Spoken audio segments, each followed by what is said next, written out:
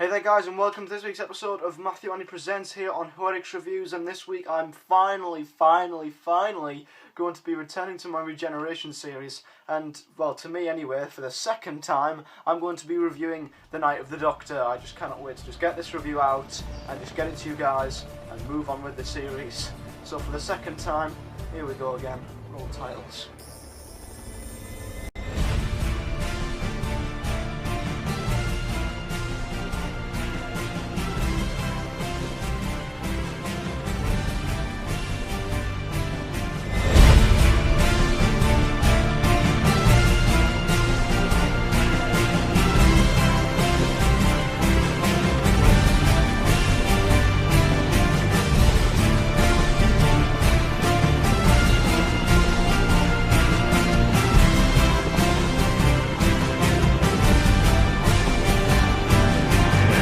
The old theme tune? Help me, Standing up. please. Can anybody hear me? Please take the nature of your ailment or injury. Not injured, I'm crashing. I don't need a doctor. A clear statement oh my God, means Carl. doctors will help us provide the medical practitioner appropriate to your individual needs. I'm trying to express this. Now stop talking about doctors. I'm a doctor. Please.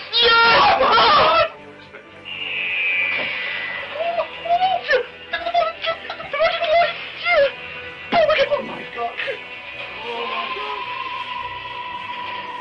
Jesus Christ. Oh my god. Oh my god. Where are the rest of the crew? Can I put it off? But you're still here. Why are you? Right then guys, I apologise if this review is going to be very short, and if I do sound like I'm about to drop dead. I've been at work since like 10 this morning, and I've just finished at 8. I'm absolutely dead right now, and I've still found time to do this review for you, so if you guys are not appreciating this, and are not appreciating my dedication, then I don't know what the hell dedication is.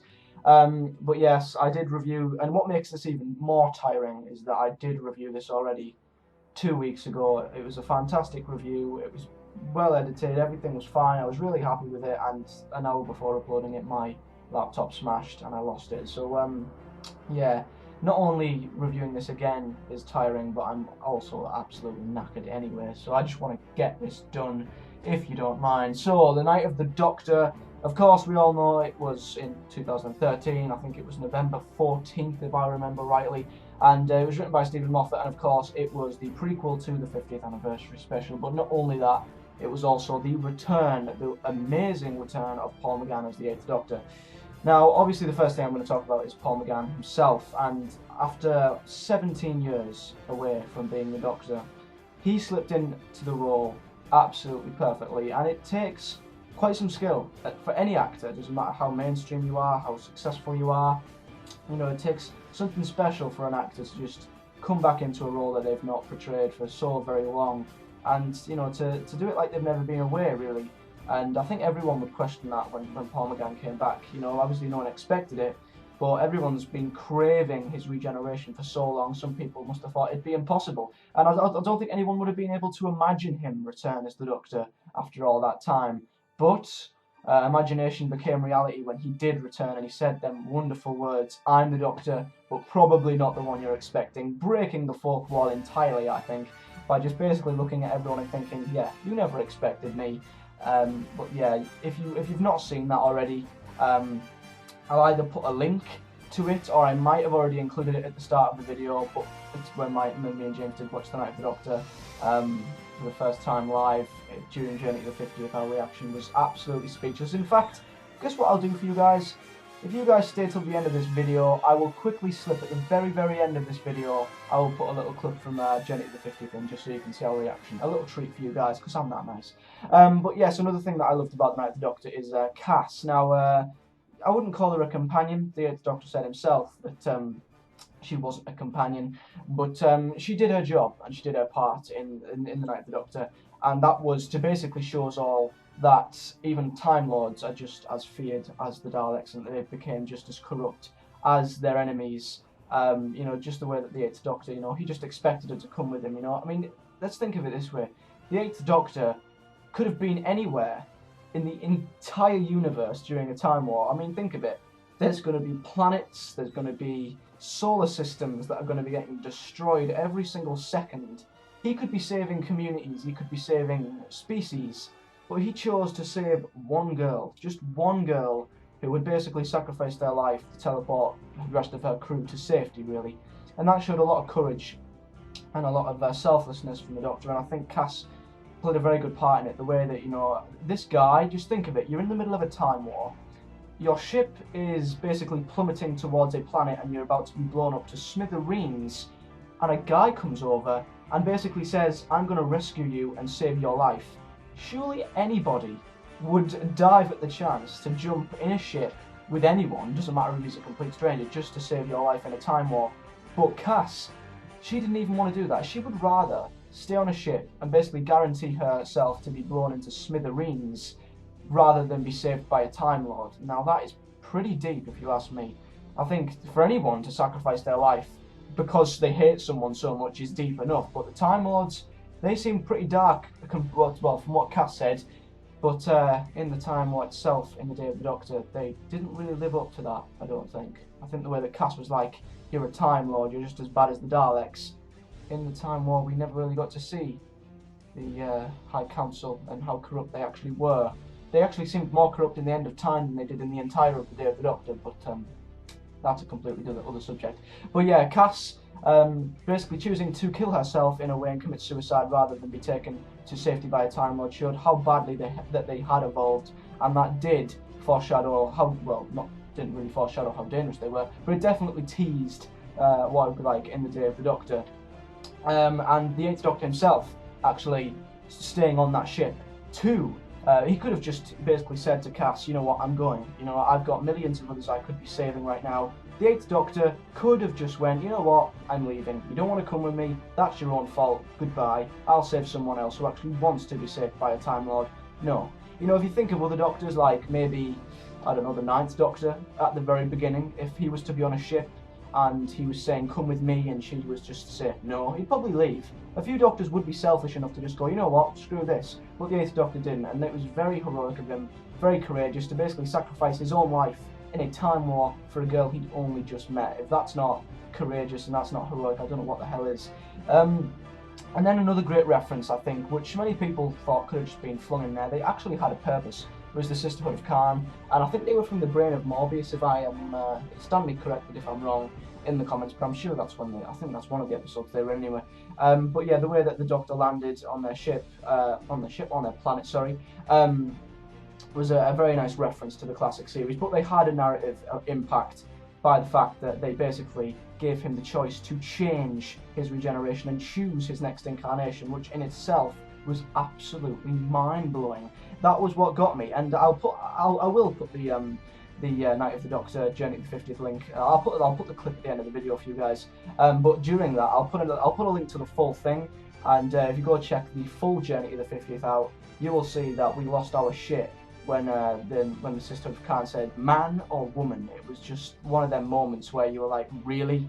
You know, after all that hype and controversy about the 12th Doctor possibly being, I don't know, Helen Mirren or whatever, you know, the fact that she just went man or woman, it was just insane. I mean, James said to me before taking this video, his theory is that if the Doctor's just to suddenly regenerate due to actual death and it's just random, then it will probably be a male. I mean, it's not like he's just going to grow breasts, and that would all be pretty disturbing, really. Even though the 11th Doctor's, one of his first horrid words were, I'm a girl.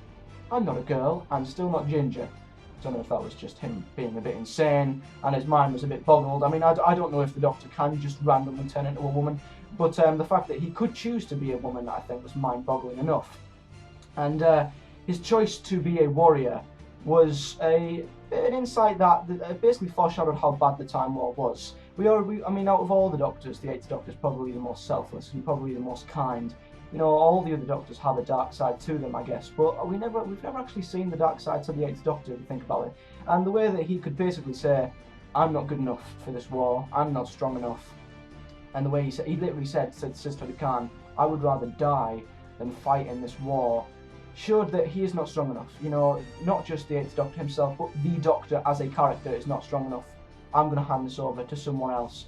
And the only way that he could do that is if he could be a warrior. And that scene where he's just like, warrior, and he lifts up the sash, and she's just like, warrior? And he's like, there's no need for a doctor anymore. make me a warrior now. You know, just basically saying that, you know, the Doctor's not strong enough. I need something extra. And if that did not tease John Hurt's War Doctor, I don't know what the hell did.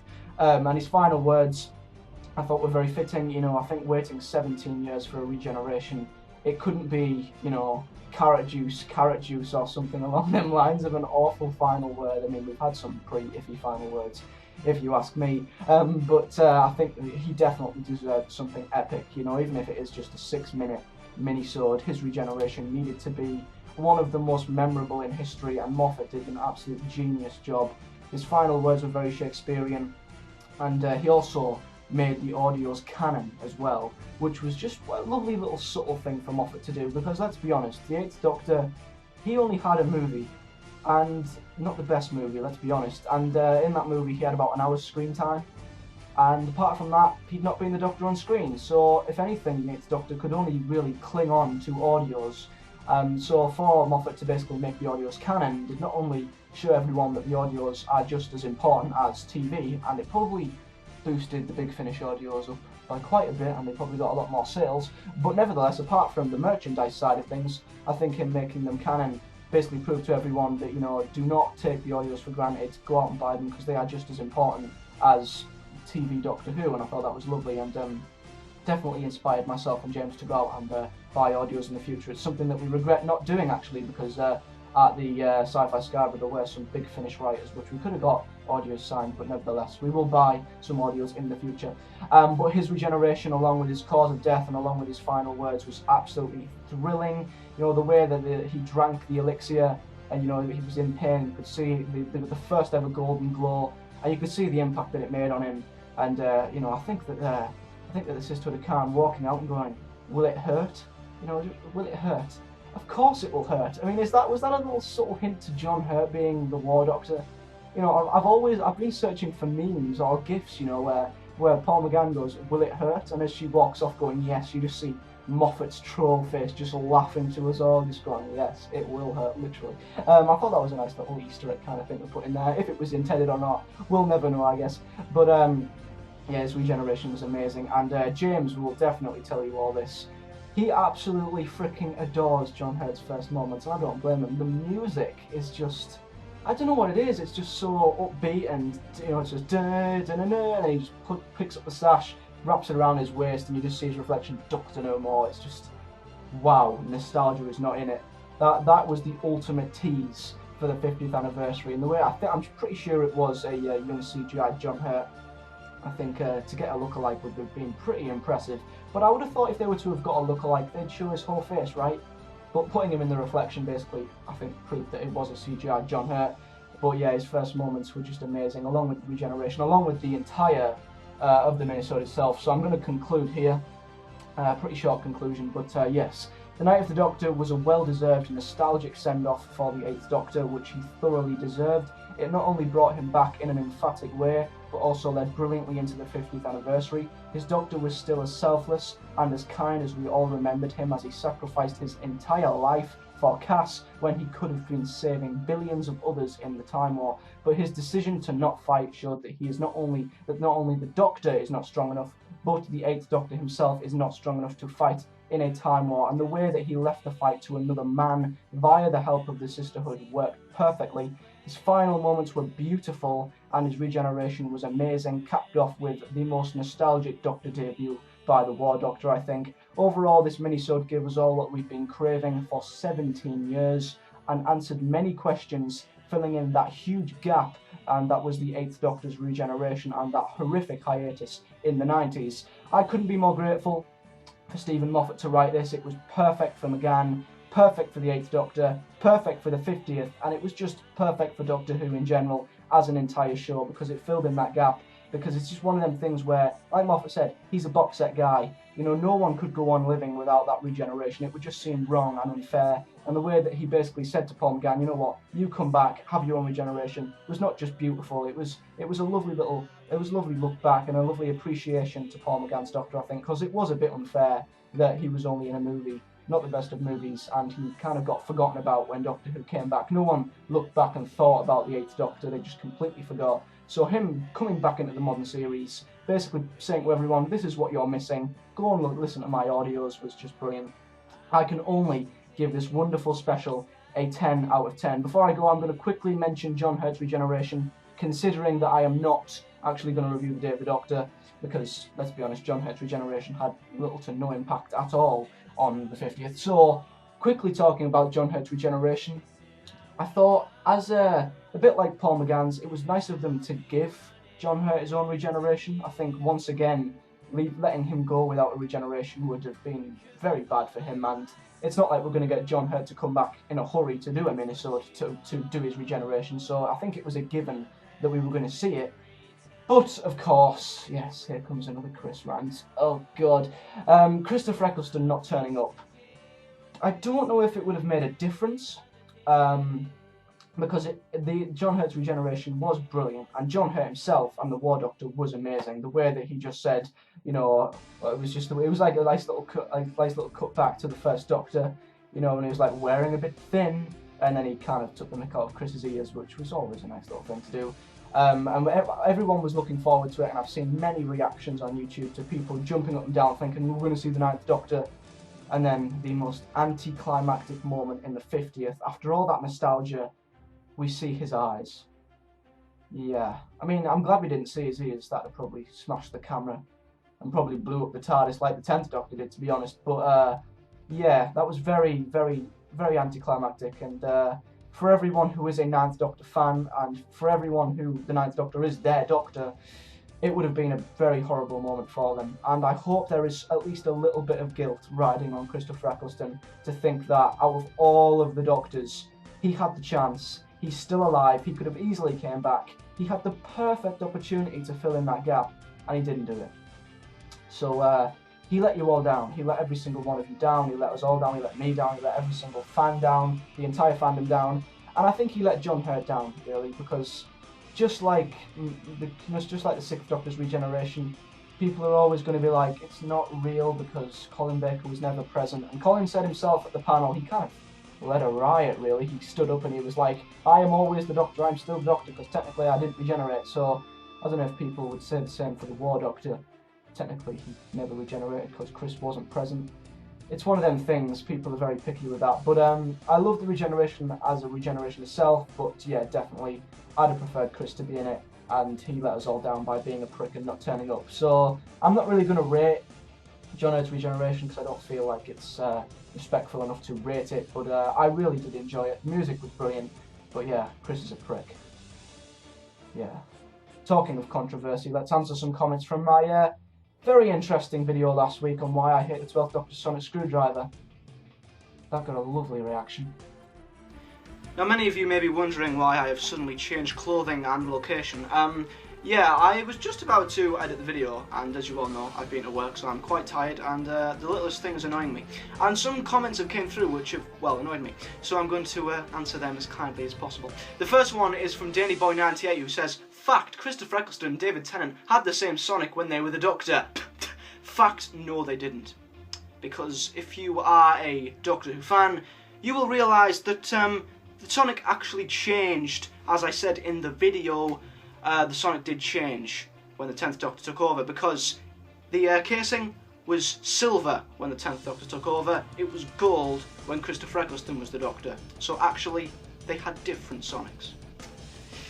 Shadow of the Edgeworth says, that has got to be the most pointless complaint about Series 8 ever.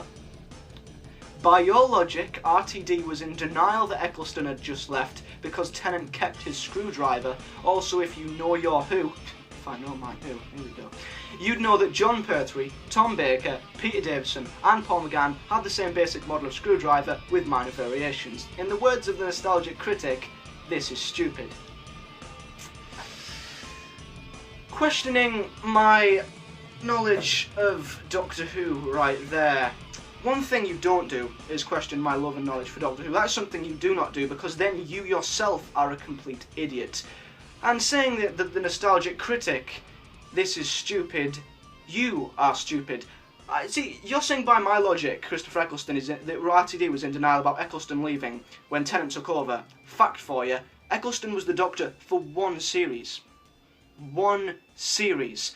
Them changing things after Eccleston, that was okay because he was only around for one series. He did not exactly make the biggest of impact, and they still went to the trouble of actually changing the screwdriver and the lighting of the TARDIS. And yet when Matt is the Doctor for 4 years, not one, not two, 4, 4's 3 more than 1, yeah, okay. Yeah, for 4 years, he's not only Moffat's first Doctor as a head writer, but he is kind of like Moffat's baby. So for Moffat to keep the same screwdriver, by my logic, yes, that is Moffat in denial. But RTD in denial, after Eccleston being around for one series? No, you're wrong. David Smith says, what a pessimistic load of nonsense this video is. Wow, I love this. This is brilliant. You are aware that the 11th and the 12th Doctors are the same man? Jimmy, the 11th and the 12th Doctor are the same man? What? Oh my God! Really? Did you know that? I didn't know that. I mean, I've witnessed 5 regenerations since being a modern fan. David Smith, you are one clever person. I mean, I didn't even know that. Oh my God! Wow. My life is ruined! Ah! He also goes on to say, why should each regeneration have every little thing tailored to him? The classic series got away with having almost everything the TARDIS interior, I really understand why people claim to love you. Yeah, well, do not question my love for Doctor Who, and don't say that I'm so determined to hate it. And yes, in the classic series, they all had similar designs. That was because the budget was not as high back then, and with technology today, the slightest thing to each Doctor is much more iconic. The screwdriver. Each Doctor has to have a different screwdriver because of when they pause. It's not like people are going to look at Capaldi and say, ooh, that's Capaldi's 12th Doctor Sonic. No, it's the 11th Doctor Sonic. And also, Death Blazer 96 commented saying, yeah, I agree, this video is shit. Well, Death Blazer, you are an unmitigated piece of shit. If you're going to call my video shit, at least tell me why instead of just blurt it out like an immature subscriber. You can tell I'm not in a good mood today. Thomas Cartman has actually asked me something nice and hasn't just ranted, blurting stuff out and not actually given a reason. I respect the other guys for actually giving me a legitimate reason to why they disagree, but just calling my video shit is just completely immature if you ask me. Thomas Cartman says, I like the green screwdriver, but the red one was a lot better. I think giving him another coloured screwdriver would be good. What colour would you want to see? Ooh, that's quite a good question actually. What colour? Well, obviously no bright colours, definitely. That's a no, like purple, pink, yellow, not green again. See, the thing with the screwdriver is I can only really see it being red. Throughout the classic series it was red. We're going back to a more classic Who according to Ben Wheatley, so honestly I can't see it being any other colour than red, so I would have to say if Capaldi was to have a screwdriver of his own, it would either have to be red, or it would just have to have no light at all, like the second Doctor's.